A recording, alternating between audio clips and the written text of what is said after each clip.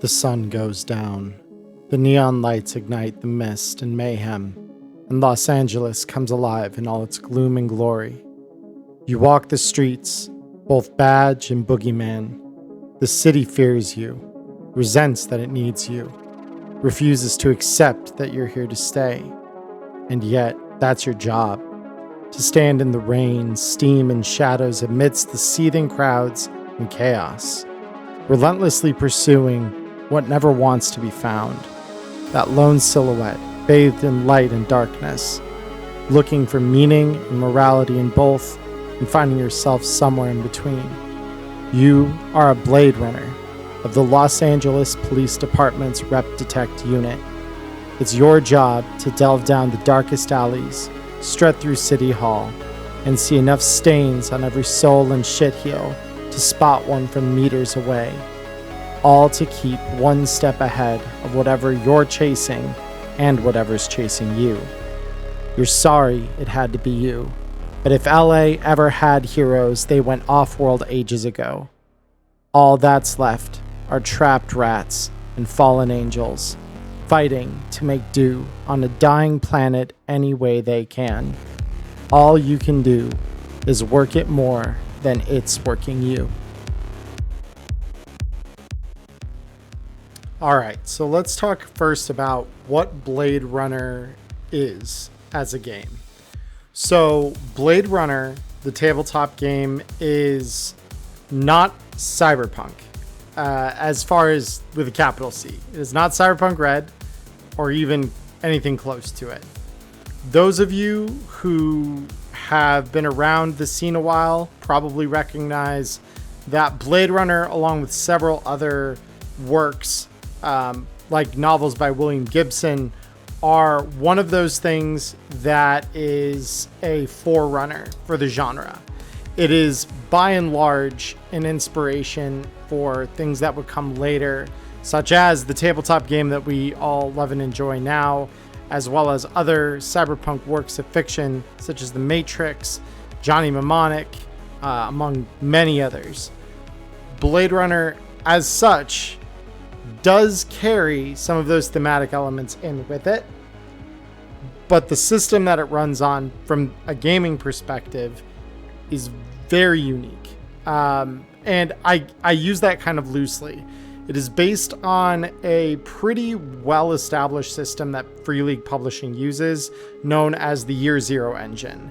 This system is not one that works in the way that D&D or Cyberpunk Red does, where it is a skill check based off of dice plus modifier equals pass-fail based on a static number or an opposed roll. Instead, it is one that leans very heavily into making moments feel cinematic and making the player feel very empowered to make choices that are generally very impactful and influential. As such, running it as a GM feels very different than playing D&D or Cyberpunk, or even some of the other systems we've discussed on this channel, such as Cyborg/Morkborg. They are very different by comparison, where you are rolling, instead of a check, you are rolling for a very specific kind of pooled result. So those of you familiar with other games that have a pooled dice mechanic, where essentially you are rolling a series of dice hoping for a result that is higher, equal to or higher than a particular number on those die, you will be kind of familiar with what this is. So essentially the way it works is this: all characters and enemies have a series of skills that fall under stats, very similar to how Cyberpunk and D&D organize their stat blocks. Unlike those, however, both of these things, the stat and the skill, are given a letter grade, ranging from D at the lowest to A at the highest. So each letter corresponds to a size of dice that you would roll. These are D to D6, C to D8, B to D10, and A to D12. So depending on your letter grade, you'll roll that corresponding die. And the thing you're looking for ultimately is a 6 or better. So you have a 1 in 6 chance of passing a skill at the lowest end, and you have a nearly or better than 50% chance of passing one that is at the highest level. On top of that, if you have a B or better, you run a chance to critically succeed on a single dice, meaning that you're rolling 2 or more successes at the same time. So results of 10 or better reward that 2 success result that yields critical success in this game. So unlike systems like D&D and Cyberpunk, another key difference here is that we're not rolling for every mundane thing. We're not rolling perception when we enter a room. We're not rolling, insight necessarily to determine whether, we can figure something out. If you, the player, can piece it together in your mind, you're welcome to run with your theory. And you're welcome to just say that that is what it is, right? You may or may not be right, but the bottom line is that the GM is not going to go out of their way to make you roll a bunch of unnecessary die rolls for things that you generally should just have the capability to do. The system actually actively encourages that GMs should only ask for a roll when there is a notable consequence for failure. So essentially, if we're asking for a roll, it is one of those decision tree moments where the result of that roll has a genuine impact one way or the other. So now that we've talked about the crunchy side of the system, and truly that's the impressive thing, that is the crunchy part of the system for the most part. The fact is, it's not really a loot focused or money focused system.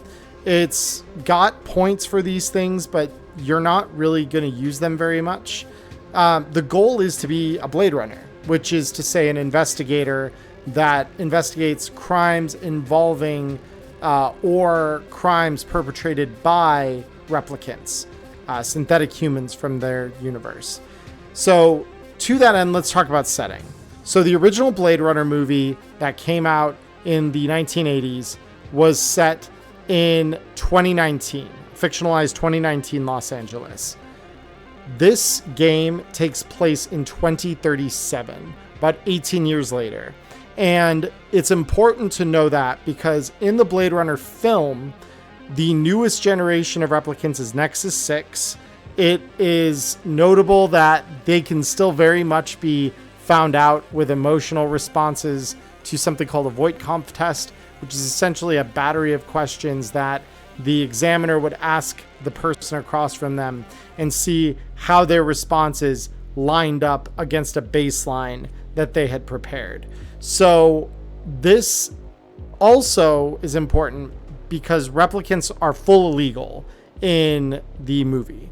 You cannot be a replicant on Earth. Replicants are by and large used as essentially slave labor in the colonies of Earth.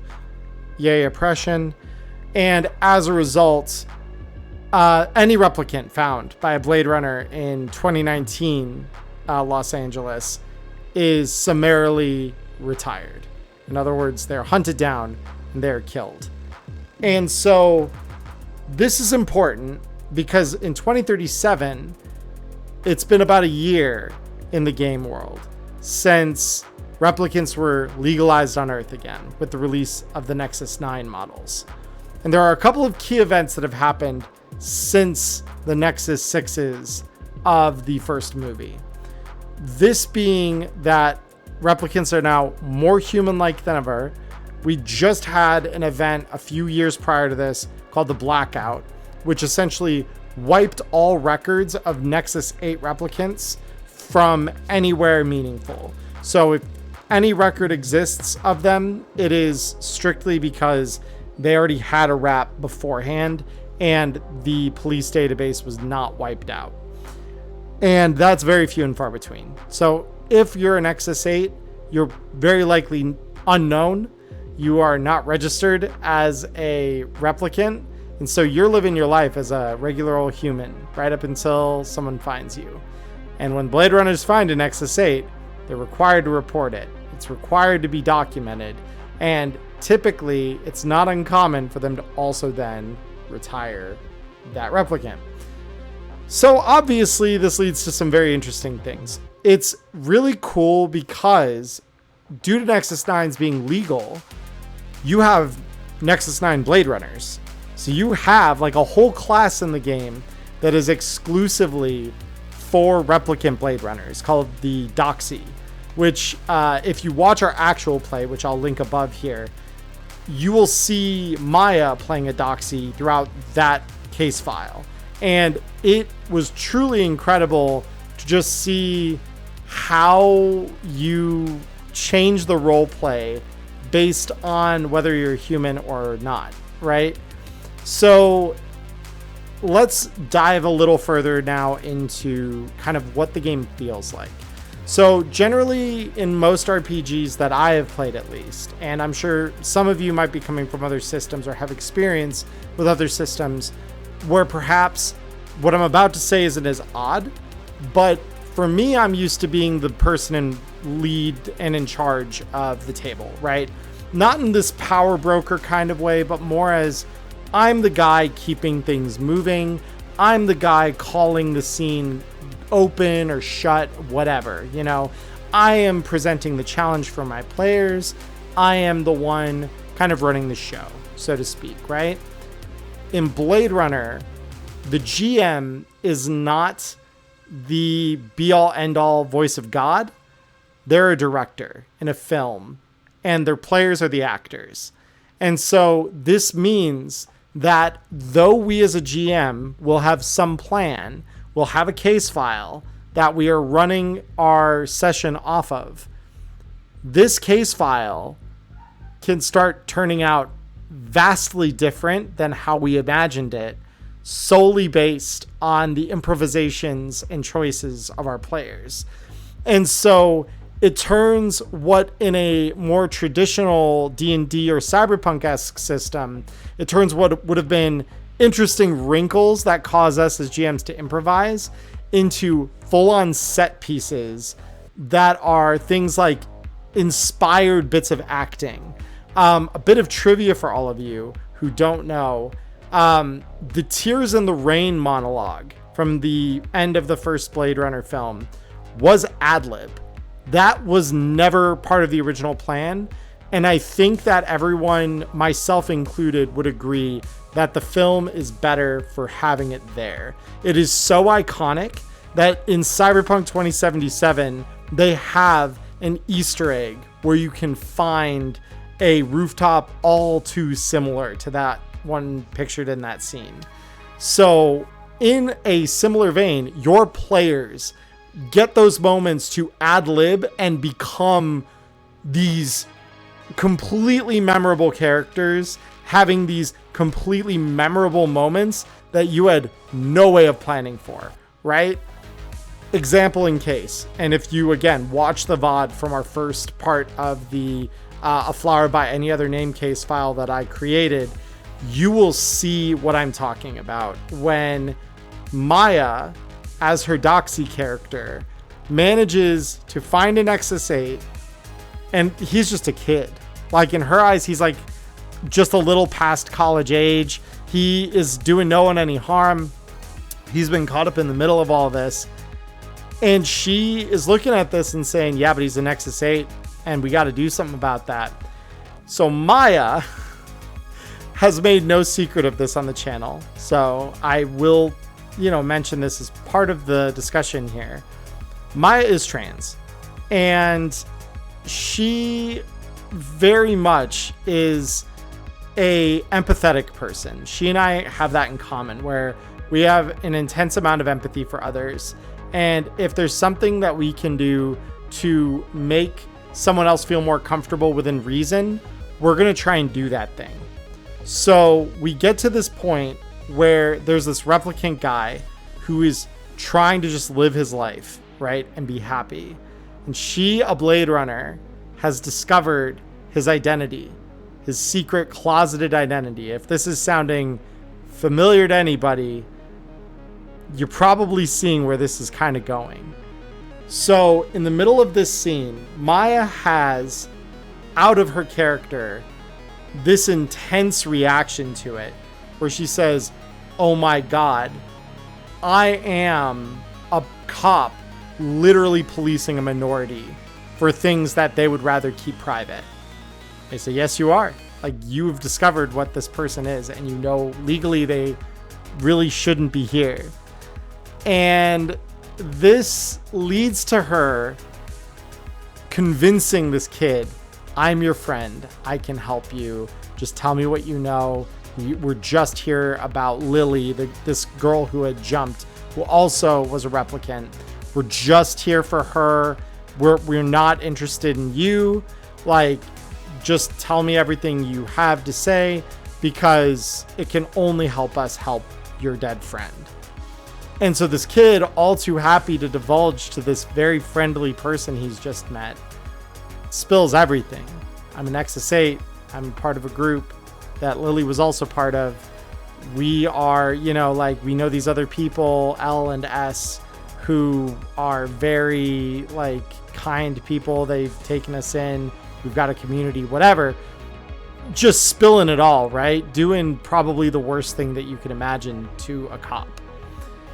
And after this guy is done divulging all his secrets, Maya calls in her enforcer friend, another character played by my friend Robert.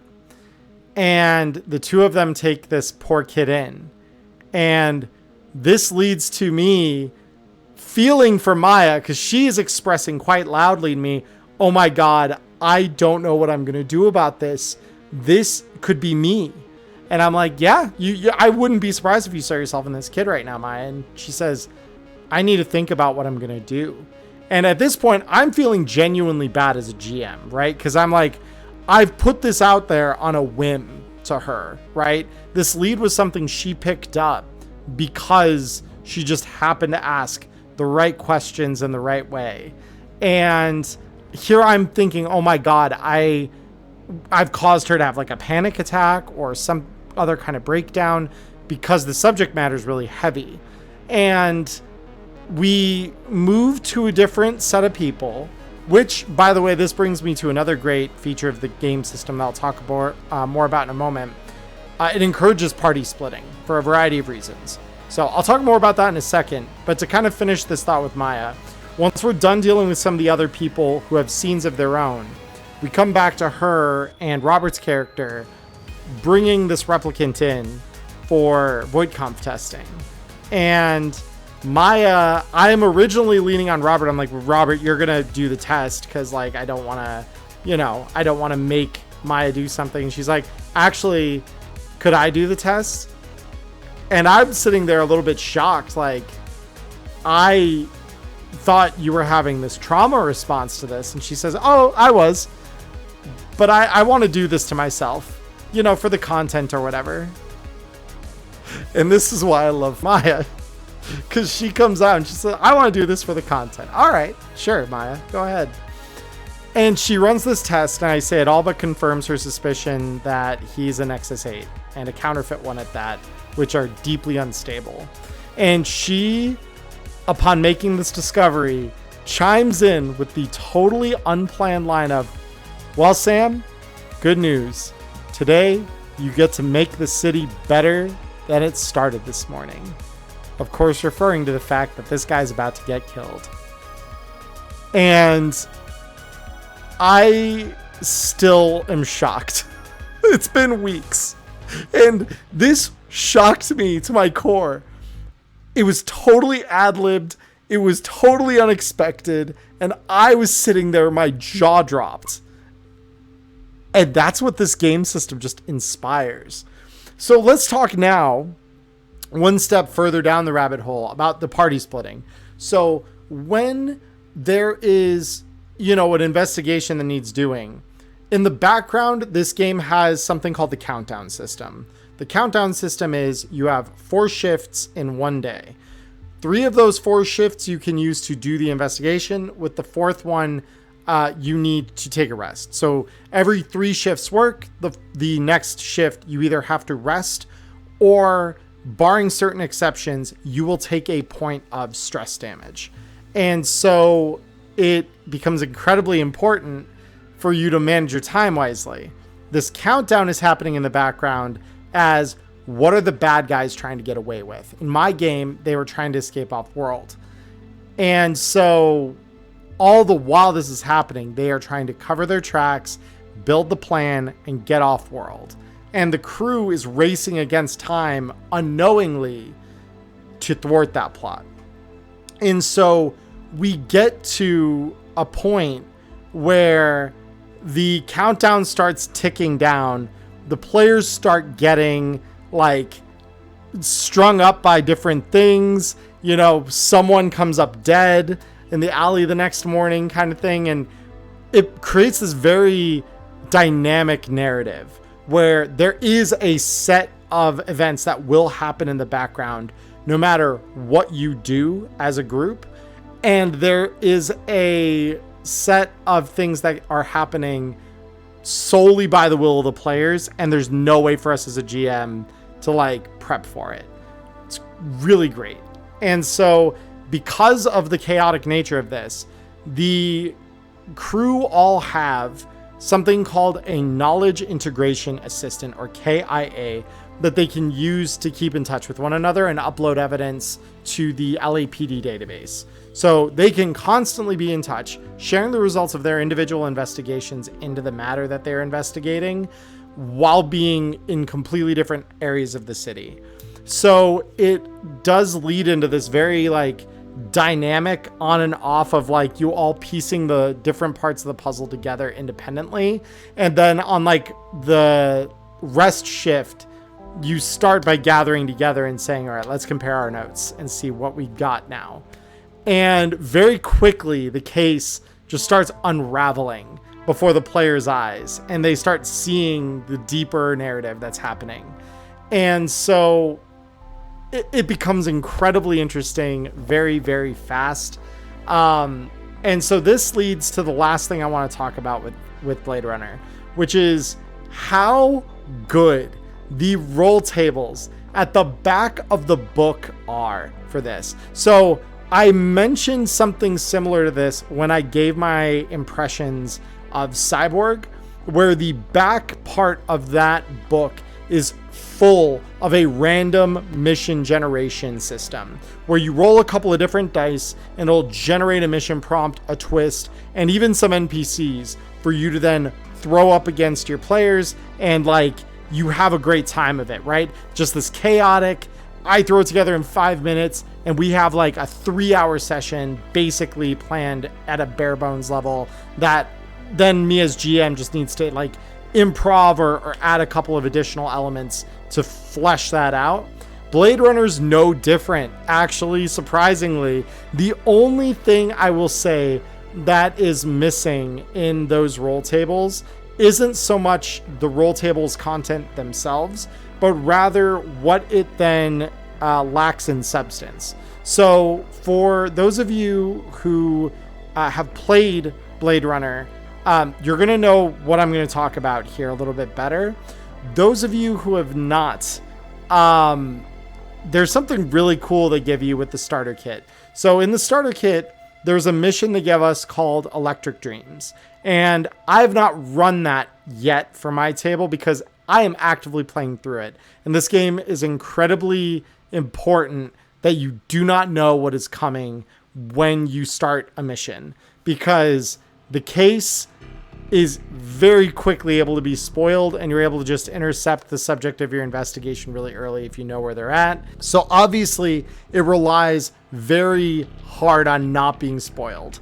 So where this takes us is into that case file where they've got a series of different things that you can hand your players. So there are images, there are enhanced images, there are crime scene photos that quite literally, if you're just looking at that photo and examining it close enough, kind of like I Spy, you would say, I spy with my little eye a bullet hole in that wall over there, and I think I know where our forensic data is. And so you go over to the wall in the game world and ta-da, there's the bullet. But so those handouts are tailor built for this Electric Dreams mission that only comes in this starter kit, which is great for that mission. Believe me, I am really excited to see how this thing wraps up in the game where I'm playing, which should be sometime next week as of the time of recording this. But ultimately, this is lacking then when you yourself roll a case off these tables, unless you go to the lengths that you need to build these assets yourself. And these can range from ads to newspapers to crime scene photos to like profiles for the things you're hunting.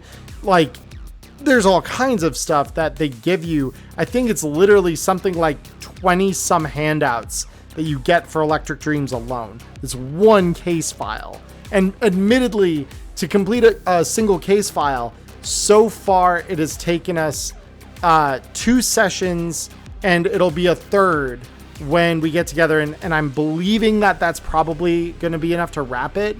But even this custom file I ran for my crew was 2 sessions long. And I'm not going to spoil the ending, but they didn't solve the case. Like, that's the other thing. This thing has fail states built into the case. Like, you can fail this. And it's incredible, right?